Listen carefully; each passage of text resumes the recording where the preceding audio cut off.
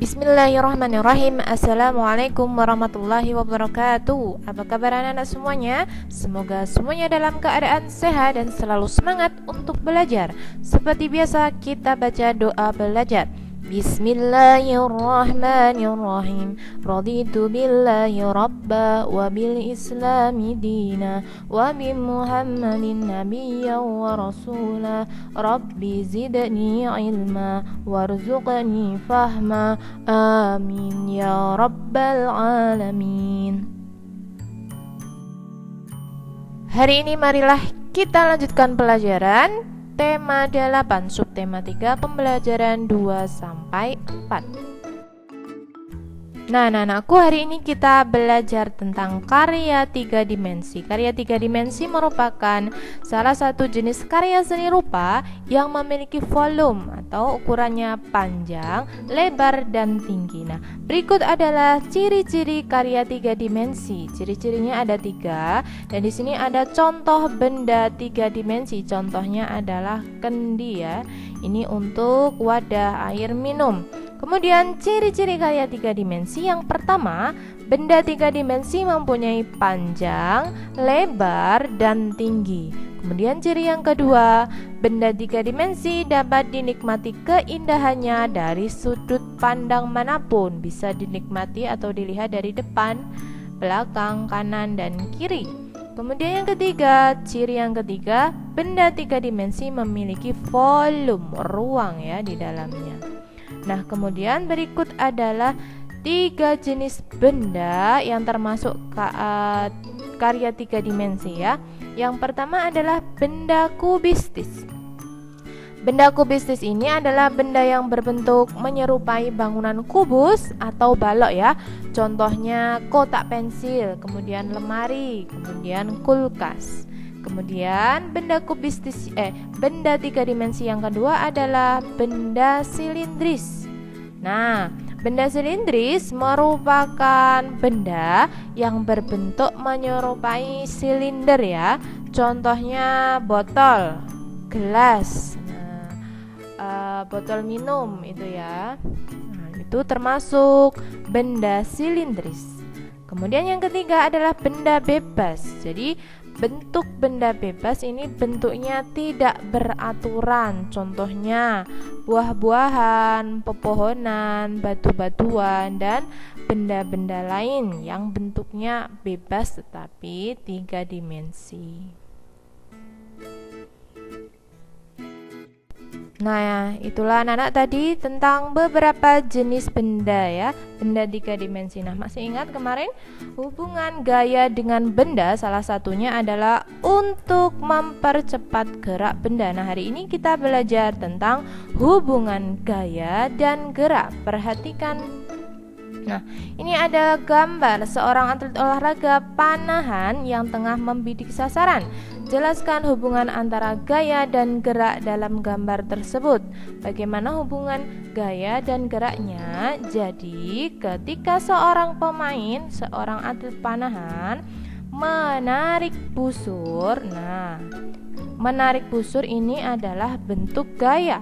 Sedangkan terdorongnya anak panah menuju sasaran dinamakan gerak. Kemudian ada lagi gambar yang kedua, paman sedang menimba air di sumur. Nah, tarikan tali pada ember adalah bentuk gaya, jadi gaya tarik ya. Sedangkan naiknya ember ke atas sedikit demi sedikit itu dinamakan gerak. Selanjutnya, anak sedang bermain ketapel. Nah, saat bermain ketapel, tarikan karet merupakan bentuk gaya dan terdorongnya batu bidik menuju sasaran adalah gerak.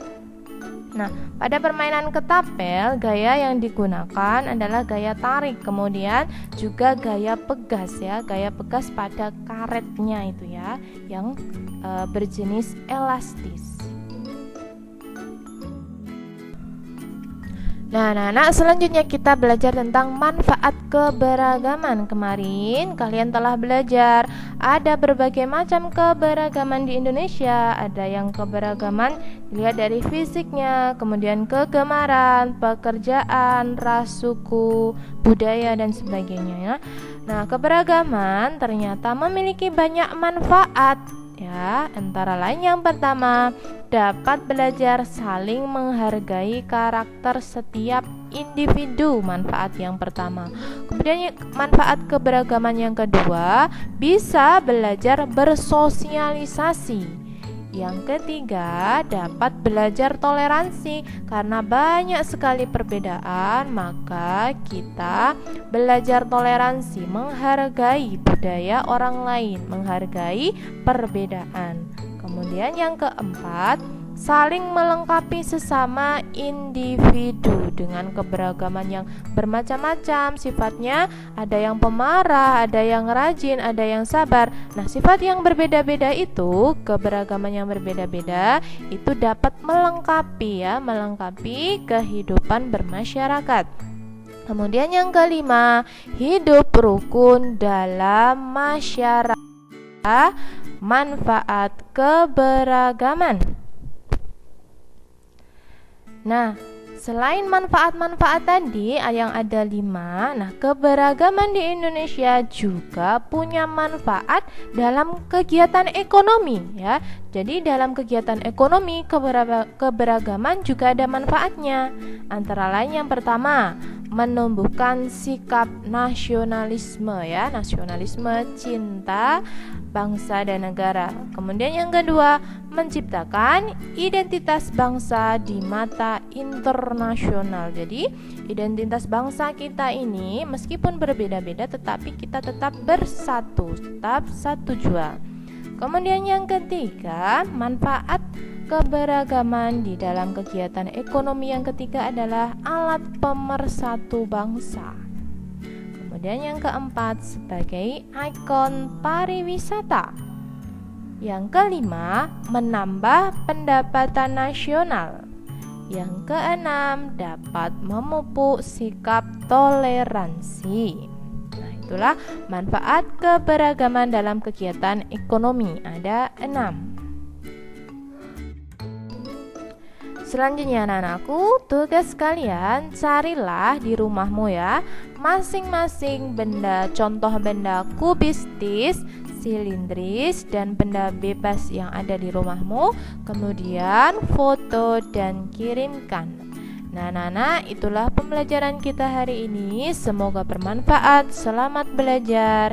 Kita akhiri. Subhanakallahumma wa bihamdika asyhadu an la ilaha illa anta astaghfiruka wa atubu ilaik. Walhamdulillahi rabbil alamin.